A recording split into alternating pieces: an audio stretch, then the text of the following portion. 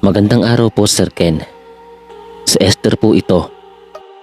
Mahilig pong makinig ang aking anak ng mga horror stories.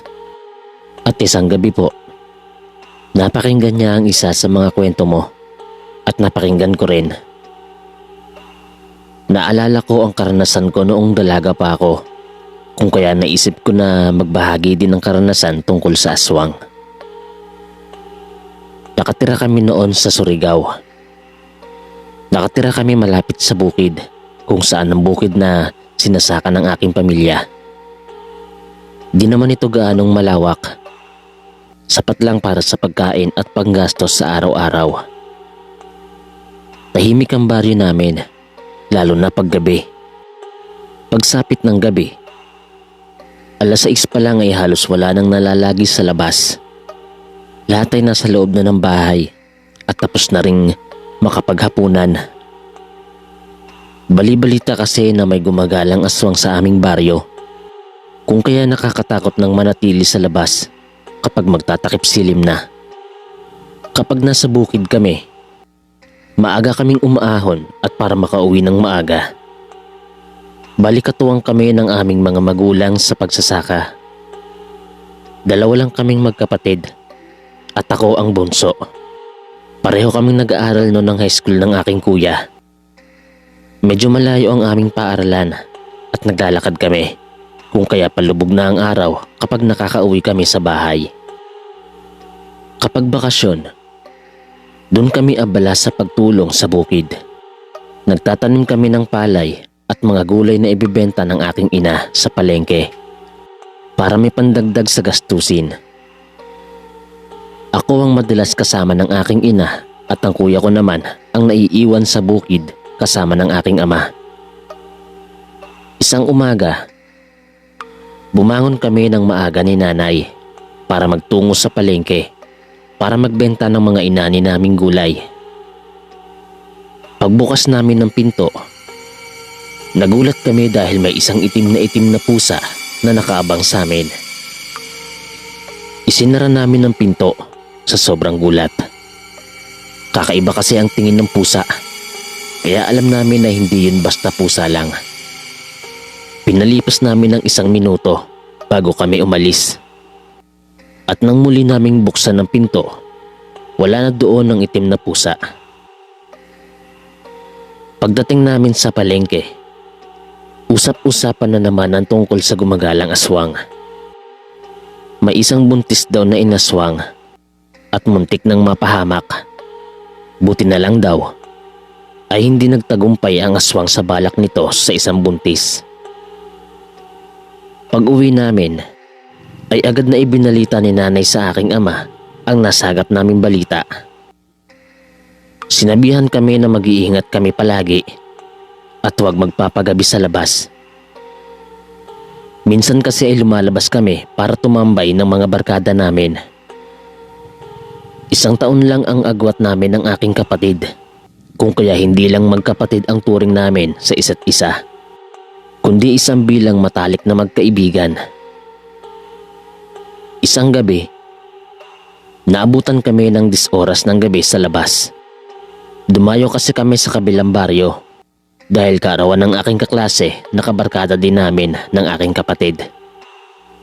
Ilang minuto din ang gugugulin sa paglalakad bago makarating sa aming baryo.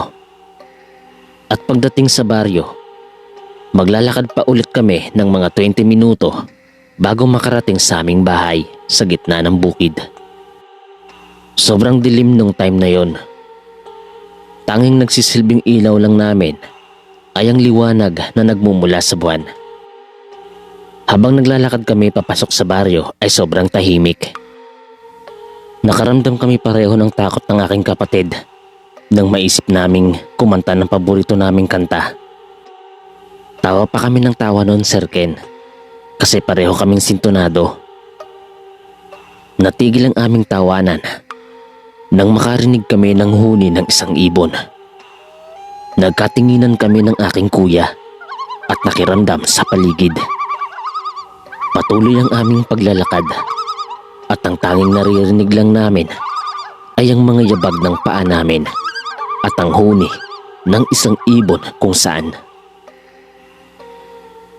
Makalipas pa ang ilang minuto, narating na rin namin ang daan papasok sa bukid kung saan ang aming bahay. Malayo kami sa kapitbahay at ang bahay lang namin ang nasa gitna ng bukid. Takot na takot ako noon. Hindi ko lang pinapahalata sa kasama ko. Ngunit alam ko, naramdam niya yon at ramdam ko din ang takot niya. Gustong gusto ko nang sumigaw at kumaripas ng takbo para makarating na sa bahay. Patuloy lang kami sa paglalakad noon ni Kuya.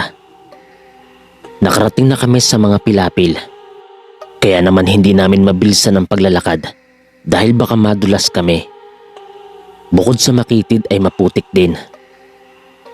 Habang naglalakad, patuloy naming naririnig yung ibon at alam kong sinusundan kami noon.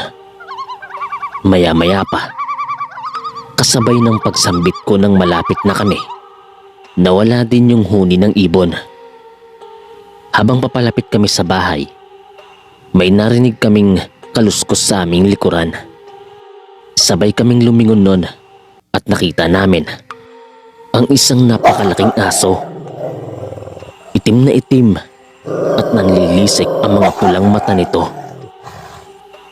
Mangiyak-ngiyak na ako noon pero pinipigilan ko. Pagtingin ko kay Kuya, sinenyasan ako at sinabihan ako na tumakbo. Wala akong sinayang na sandali. Tumakbo ako kahit na sobrang putik ng daan. Habang tumatakbo, ramdam ko na nakasunod pa rin sa amin ang aso na isang aswang. Nang minsan lingunin ko ito, nakaramdam ako ng kilabot. Nanlilisik ang mga mata nito at naglalaway. Natulala ako noon. Natauhan ako nang tawagin ako ni Kuya. Napasigaw na ako ng mga oras na yon dahil hindi ko na talagang kayang pigilan ang hilakbot na nararamdaman ko. Maya-maya, narinig ko ang aming mga magulang. Tinatawag kami at palapit sa amin. Agad naming kwinento ang tungkol sa aswang na humahabol sa amin. Sinigawan ng aking ama ang aswang habang hawak ang isang itak. Iyak pa rin ako ng iyak nun at hindi ko talaga mapigilan. Patuloy na sinisigawan ni Itay ang asong napakalaki na nasa di kalayuan. Pulang-pula ang mga mata nito at nakakatakot ang pag-atungal nito. Akala ko katapusan na namin ang gabing yon ng pamilya ko, Sir Ken. Akala ko ay susunggaban na kami ng napakalaking aso na yon. Pero sa awa ng Diyos, naglaho ito ng parang bula matapos ang ilang sigaw ng aking ama habang iwinawas-iwas ang kanyang itak. Nagmadali kaming pumasok noon sa bahay at nagsarado ng mga pinto at bintana. Kinabukasan, kalat sa buong baryo namin ang tungkol sa nangyari sa amin. Mula noon ay hindi na kami nagpapaabot ng dilim sa labas.